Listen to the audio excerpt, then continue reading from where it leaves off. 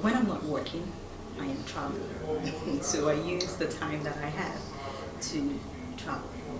And then for me, it's something I'm passionate about. So it started out as a hobby. It was just me wanting to see the world. And then when I started traveling, it became more than just taking vacations.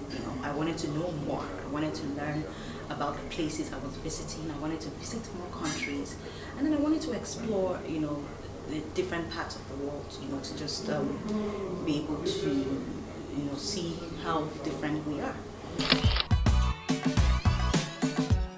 You present your Nigerian passport, and then you're treated different from others. And when I mean different, it's not positive, it's negative. So if they're scrutinizing, you are scrutinized more. If they're asking questions, you get asked more questions. And then at different times, you just have to keep proving yourself and defining who you are over and over again. When people meet me outside and they're like, "Oh, you're from Nigeria, do you live in Nigeria?" I'm like, "Yes, I live." I was born in Nigeria, I live and I work in Nigeria. And some of them, and they're like, "Oh, the first thing you hear, oh, your English is good," because they expect that maybe English is not our first language, they don't think so good of us. It's more about telling our story.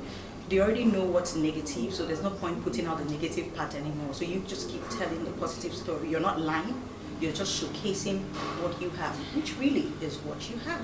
In this age of new media, we can tell our stories through pictures, on our social media pages. You don't have to promote all the negative things happening in your location. Because really, even when you travel abroad, the foreigner would promote the very nice cities and places in their own destination. But really, if you take your time and explore, they also have very rough, and not so, beautiful locations. But you wouldn't see that, in the media. I have explored most of the continents, but there are few places that I really liked, and I'll probably tell you why I liked it and why I would like to see it again. Mexico was one of it. And the reason why Mexico impressed me was because in the news there are lots of very negative stories about, Mexico. But visiting Mexico, it was maybe because I had very low expectations, and then when I went there I was overwhelmed positively. I love Mexico. It's about the people, it's about the food, it's about the music, it's about the culture. There's so much culture. It's about, I don't know, there's a way.